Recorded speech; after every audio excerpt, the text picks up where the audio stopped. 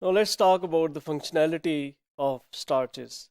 As we have discussed, the biotechnological approaches or the previously known phenotypes that have been utilized in food industry or other industries for different reasons will shed some more light that how this functionality actually is determined and what are the kind of applications that can be expected from different starches and what actually leads to this functionality, particular functionality of these starches, so that we can utilize those functions in the industrial applications. So if you look at the crystalline packing of these double helix of starch molecules, it is actually it can be analyzed through different techniques. For example, this wide angle X-ray diffraction or scattering. This is a technique that can be utilized to look into the structure of these starches. As we know that the structure of starch is complex, so it's not 100% accurate all the time to exactly know what is the um, exact chemistry of these starches, but we can elucidate some of the um, visible things in the chemistry of these starches. And once we know this chemistry, and then we can try to exploit these differences in the chemistry that has got linked with different functions. So we'll see this in some more detail. For example, whenever we heat different kind of starches in the presence of excess water, the pattern that is inherently there in those grains, it would be lost, and this would lead to an endothermic reaction or transition that would take place. So this reaction, as the endothermic reaction absorb heat to do the chemical reaction. So this reaction is endothermic in nature. So there are different changes that would take place while we heat these starches in the presence of excess water. So the major changes would be the granular structure would be lost, and similarly this double helical structure is also lost by the action of this endothermic reaction, and that would be irreversible. This would not go back to the original form in which we had this starch structure within the grains after this heating in the presence of water takes place. So this irreversible change that takes place in these starch granules, that is technically termed as gelatinization. Uh, the subsequent uh, gelatinization, the process can continue as long as you keep on heating and keep on having water in the medium. The starch chains can be broken down into amylose and amylopectin. They might organize or reorganize themselves into new structures, crystalline structures. So they can be this process is other than gelatinization. This is the reverse of that. This process would be called as retrogradation. So it's important to know that the gelatinization property of starch and retrogradation properties of starch. So as I said, the gelatinization property is when you would be heating your starches in the presence of water, and that heating of starches, they would the granular structure would be changed, double helical order would be changed. This would we call as gelatinization. If you keep on gelatinizing this starch, there would be some permanent changes, and those permanent changes could be called as retrogradation. So then these gelatinization and retrogradation, or this change in chemistry by heating in the presence of water, it would be giving you different kind of mixtures. Uh, that mixtures would have different physical properties such as different viscosities or elasticities, or visual properties such as clear paste or opaque structures that can be seen in these kind of paste. And these pastes would have different applications, especially if we talk about the bread industry or baking industry. All the dough that are used, or batters that are used for making cakes, or doughs that are used to making breads, basically they are the the application in which we would be the best utilizing this gelatinization and retrogradation principles of these starches.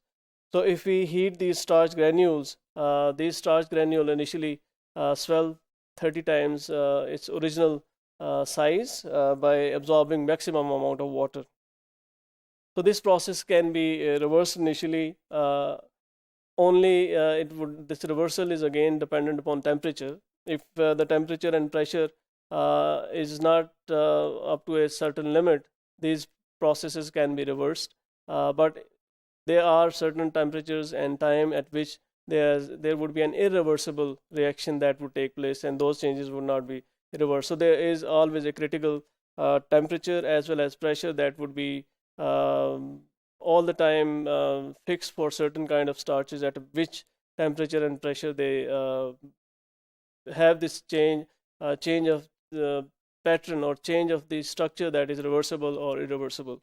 So once we go above that limit, there would be an irreversible reaction that would take place. The irreversible changes would be changing the chemistry of these starches, and there won't be any further swelling when this irreversible reaction takes place.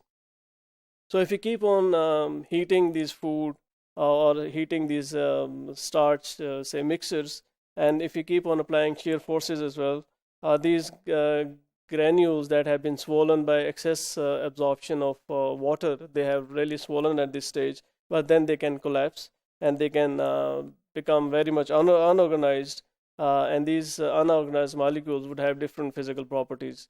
They might be desirable or undesirable. It would depend upon the type of application that we are talking about, especially in case of cooking or in case of bread making. They are generally undesirable textures that are produced by this excessive heating or excessive shear forces. So we have to optimize these conditions so that we end up with desirable, good quality, say breads or cookies or baking products or different kind of cooking material that we do use starches for them.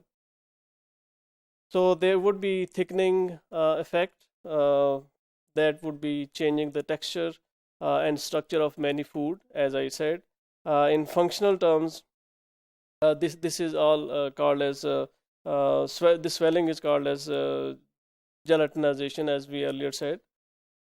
If we have these gelatinization reaction in which the polymers, glucan polymers, which are amylopectin or amylose, they can be associated with one another. They can leach out. They can react with the component of the food.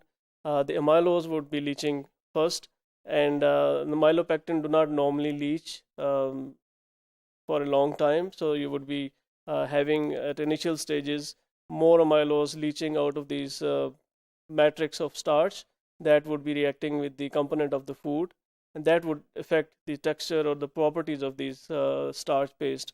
Whereas these amylopectin, as they are branched molecules, they are bigger molecules that do not leach very easily, and you would have the kind of structure with high amylopectin contents that would be encapsulated within these matrix. So if we have mild cooking conditions, the amylopectin would not be leaching. So as I said, there would be amylopectin enriched granules that can be observed within these foods. But if you have extreme conditions, the texture might be become undesirable. It might be very much sticky or very much tacky structures that do not give you good mouthfeel, or maybe your product would be considered as stale, especially in case of bread. When we see this kind of phenomena that happens, this is called as staling of bread. So the bread becomes very hard and it is not very much acceptable. It would have a rubbery kind of structure. So from this example, you can see that knowing the conditions of these starches, the way we can actually utilize them, the amount of heat, the amount of shear forces that we can give, and the chemistry of these starches would be very much vital to understand the quality of end product if we want to make out of these kind of starches. So once we allow these mixtures or starches that have been heated, we allow them to cool. After this, at the cooling stage, these branches would again reorient themselves, and then they would be making some permanent structures. And these permanent structures, they might be then called as the retrogradation. And this generally takes place depending upon the kind of starch and the kind of temperature at which we store these starches after heating. So that would be changing the functional property of these starches or the products that we made out of these starches. So it again depends the kind of chemistry of starch, like how much time it takes to reorganize these starch branches, and the retrogradation or gelatinization, like how much time it takes, how much days it takes, and what would be the effect of these changes on to the final quality of the end product. So, as we know, there would be different chain length, there would different molecular weight, the retrogradation rates would be different, and that would actually define the functional property of starch. And this is how we need to actually first understand and then exploit these kind of changes for production of different food and other products as well. So it might take a few minutes to few weeks in certain cases. So now we know, summarizing all this, that the functionality of starch would be depending on gelatinization and retrogradation uh, principles, the time, temperature, concentration, etc. All these factors actually would be influencing the functionality of starches. So once we know this functionality of starch, then we would be in a better position to implement the biotechnological changes that should take place to bring about desirable changes in the structure of these starch molecules, so that we can have desirable functional properties of these starches in the industrial applications.